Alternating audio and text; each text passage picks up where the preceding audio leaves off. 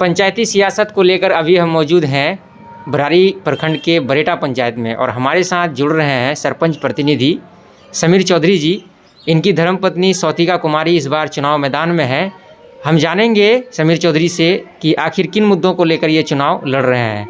समीर चौधरी की अगर बात की जाए, शुरू से ही समाज सेवा में रहते हैं, आंदोलन पहले करते थे, आंदोलन से जुड़े हुए लोग हैं तो सारी चीज़ों को समझते हैं। तो समीर चौधरी जी, सबसे पहले हमारे चैनल में आपका स्वागत है। आपका बहुत बहुत धन्यवाद। किन मुद्दों को लेकर सरपंच पद का जो है चुनाव इस बार लड़ा जा रहा है?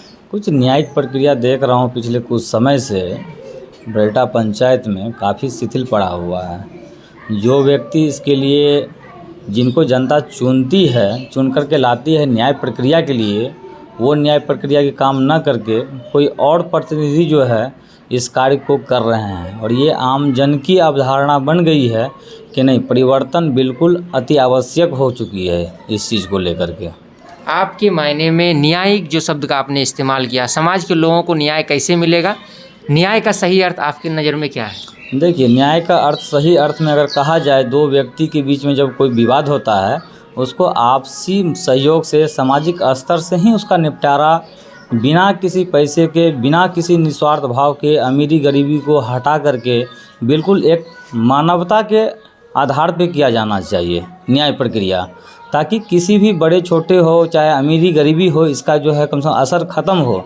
ऐसे किसी दबे कुचले या जो भी पिछड़े जाति से हैं, चाहे अनुसूचित जाति जनजाति से हैं, चाहे वो गरीब हो, उनको कभी ये एहसास ना हो कि हम कमज़ोर हैं इसलिए कि हमको न्याय नहीं मिल सकता है। बिल्कुल निष्पक्ष भाव से होना चाहिए।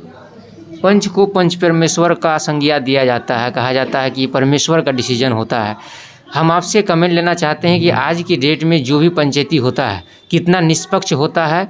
क्या हम उसको अभी परमेश्वर कह सकते हैं? नहीं कह सकते, इसलिए क्योंकि जो भी पंच चुन करके आते हैं, सबसे पहले जिस वार्ड की घटना होती है, 1 वार्ड की हो, चाहे 2 वार्ड की हो, चाहे 3 वार्ड की घटना किसी भी जब होती है, तो उस समय पंच की कोई रोल हो ही नहीं पा रही है। अभी इस ढंग से है, सरपंच हैं वो किसी और को लेकर के पंचायती कर लेते हैं, समाज का कोई मतलब ही नहीं है। जो व्यक्ति पैसे वाले हैं, धनवान हैं, या जिनका बाहुबली कहा जाए, ढंग से दुष्प्रभाव है, उनको लेकर के पंचायती किया जाता है। जबकि जनता के द्वारा ही पंच चुना गया, हर एक वार्ड से एक पंच है। बिल्कुल उनकी अहमियत होनी चाहिए। उनकी कोई भागीदारी अभी दिख नहीं रही पिछले लंबे समय से बरेटा पंचायत में। इसलिए करके बिल्कुल ऐसे व्यक्तियों को लाना चाहिए ग्राम कचहरी पंचायत में, ताकि सबों को न्याय मिल सके और सबों को राहत मिल सके, हर चीज़ को पहलू से ऊपर उठते हुए, धार्मिक हो चाहे जातिगत हो, हर चीज़ से पड़े हो। छोटा मोटा झगड़ा के लिए भी लोगों को कोर्ट कचहरी का चक्कर काटना पड़ता है। क्या आप अगर जीतते हैं तो इन सारी समस्याओं को हैंडल कर पाएंगे और कर पाएंगे? क्या है रोड मैप आपका? बिल्कुल बिल्कुल इसको किया जाएगा। जो हमारे जनप्रतिनिधि होंगे, जो हमारे कैबिनेट में पंच होंगे, बिल्कुल उनके सहयोग से और सामाजिक स्तर से निष्पक्ष भाव से किया जाए, ताकि मामला ग्राम कचहरी में ही सुलझ जाए। क्योंकि ग्राम कचहरी का चुनाव किस लिए होता है? ताकि ग्रामीण स्तर पे ही इसका निपटारा हो सके। और ये बात अगर आगे बढ़ती है तो हर एक जिसका इकोनॉमिक पावर कमज़ोर कहा जाए, या जिनकी इनकम पर डे के अनुसार से कम है, 150, 200, 300 रुपये, वो कहाँ से बेचारा केस कर पाएंगे और कहाँ से केस लड़ पाएंगे? आपकी नज़र में योग्य सरपंच क्या है? क्या परिभाषाएं हैं? अक्सर हमें शिकायत आती है कि जो भी पंचायती होती है वहाँ पे भ्रष्टाचार व्याप्त है, लोग पैसे लेके पक्ष और विपक्ष का काम करते हैं। इस पर राय जानना चाहते हैं। नहीं, इस पे बिल्कुल ये बात सही है, आपके संज्ञान में, ये मेरे भी संज्ञान में है कि आजकल पंचायती जो है, मैंने पूर्व में भी इसके आपसे खंडन किया है।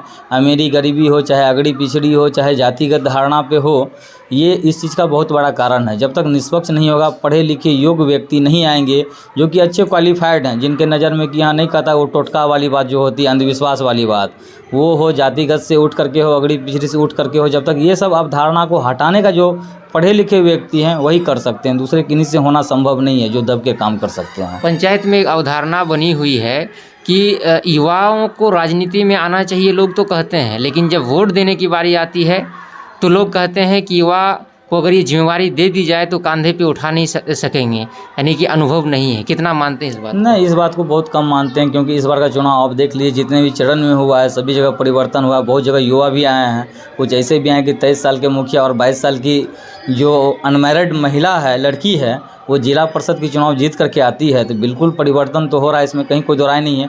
हो सकता है किसी खास तबके का जो नहीं चाहते हैं कि यहाँ कुछ वैसे व्यक्ति आए, या कुछ जो है नहीं कहा जाता है कि जो समाज से बिल्कुल कटे हुए व्यक्ति हैं उनको इस तबके में लाने ही नहीं देना है, उसके लिए अलग परिभाषा हो सकती है। लेकिन जनता है, सर्वोपरि है।